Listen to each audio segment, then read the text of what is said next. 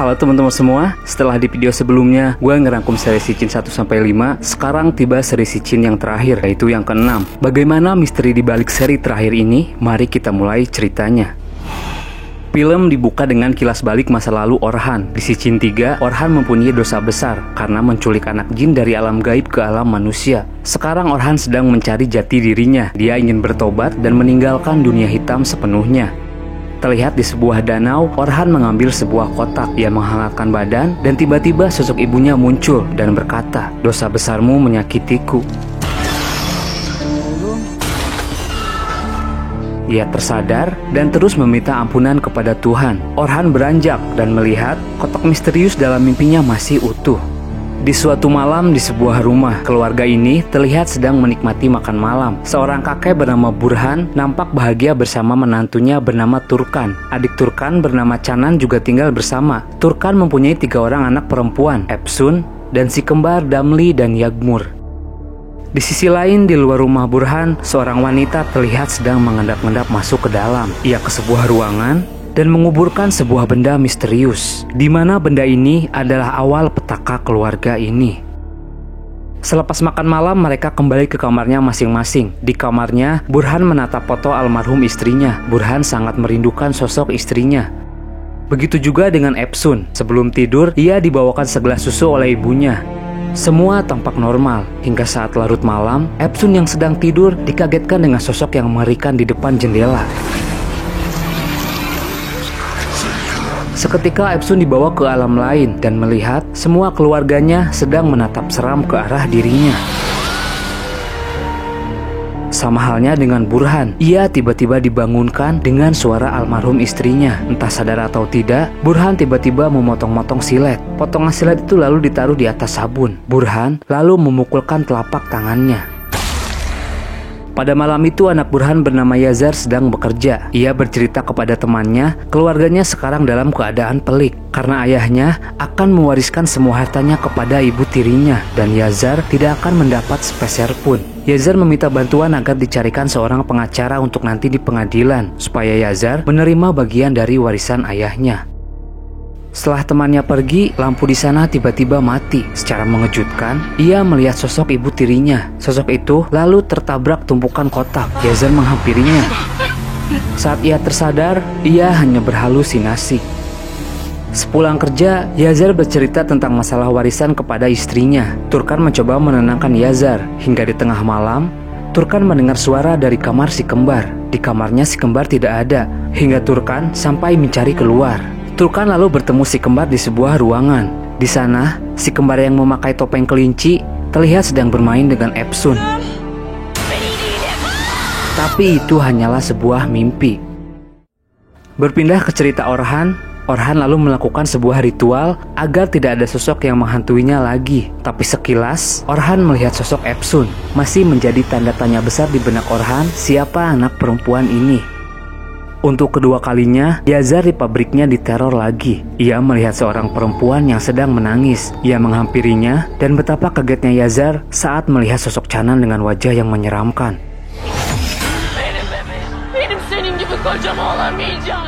Sosok itu lalu bilang, "Aku iri kepada kakakku yang memilikimu. Aku ingin memilikimu dan berharap kakaknya meninggal." Yazar lalu tersadar, itu semua hanya halusinasinya. Tidak luput dari teror, kini Canan yang mengalaminya. Canan yang bekerja sebagai suster di rumah sakit, waktu itu sedang mengurus seorang pasien. Pasien itu lalu menunjuk ke arah belakang Canan. Saat Canan menengok, ia melihat kakak dan kedua keponakannya dengan wajah yang menyeramkan. Lalu Canan yang sedang dilip melihat sosok Epsun yang menyeramkan. Di suatu malam, Epsun terlihat sedang menemani adik-adiknya. Pandangan Epsun tiba-tiba kabur. Ia merasa sedang sakit. Ia bergegas tidur, tapi secara mengejutkan, sosok menakutkan yang kemarin datang muncul kembali. Pikiran Epsun dibawa ke dunia lain. Ia lalu melihat semua keluarganya sedang terkapar, dikelilingi oleh sosok-sosok yang mengerikan.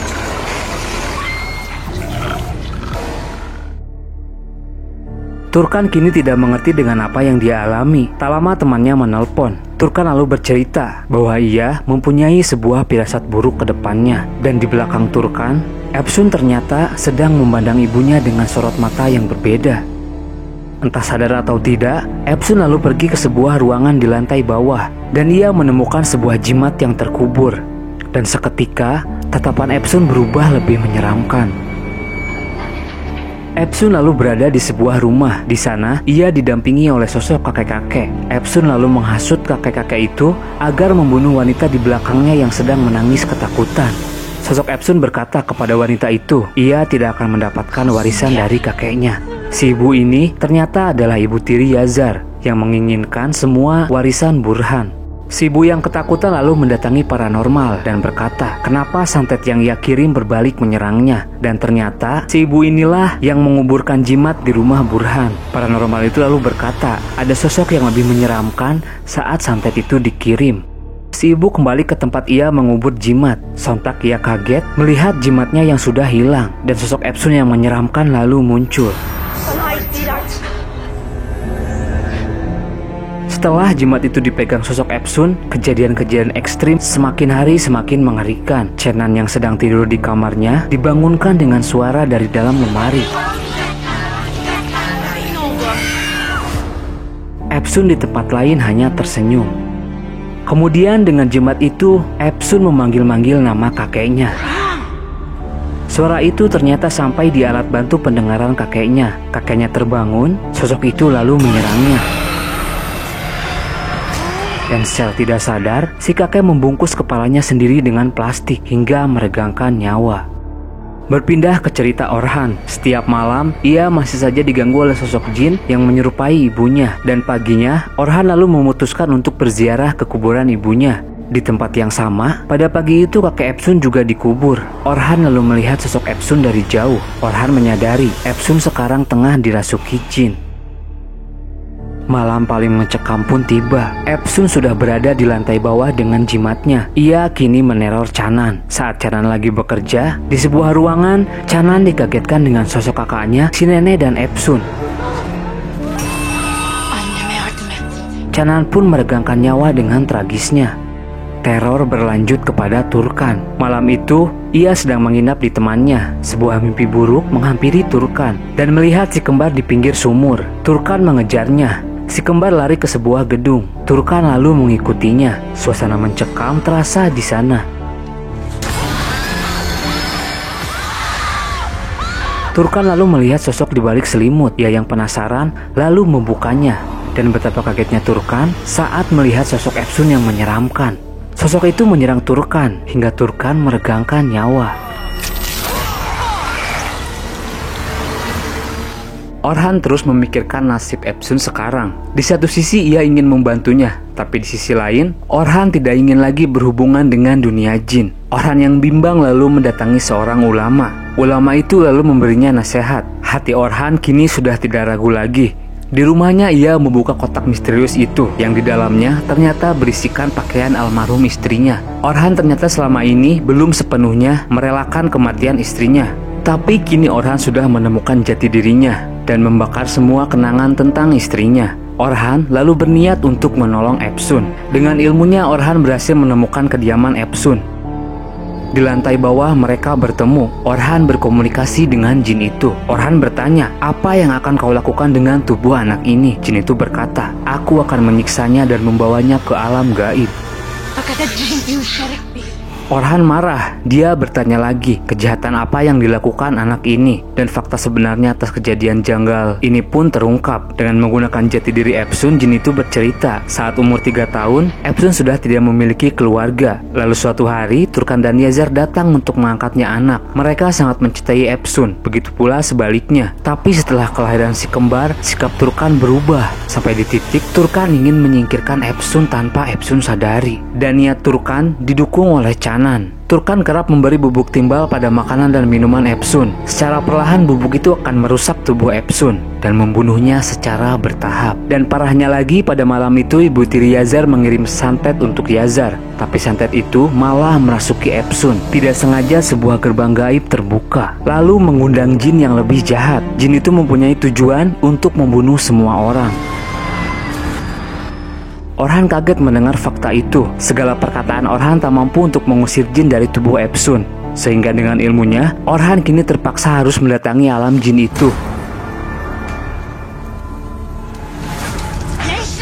Sosok Epsun yang lebih menyeramkan lalu muncul. Orhan berkata, dosa besar jika membawa tubuh manusia ke alam gaib dan segera tinggalkan tubuh anak ini. Tapi dengan cerdiknya, jin itu berkata, dulu Orhan juga melakukannya. Iman Orhan pun goyah. Sejenak Orhan berpikir, ia dahulu merasa berdosa. Tapi sekarang, Orhan sudah bertobat dan untuk menebusnya, Orhan menawarkan tubuhnya untuk dirasuki menggantikan anak ini.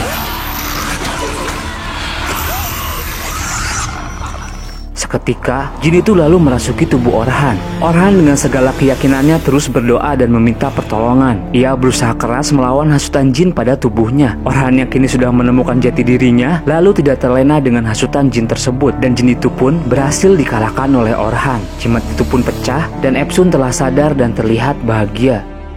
Di akhir film, si kembar selamat. Yazar juga selamat.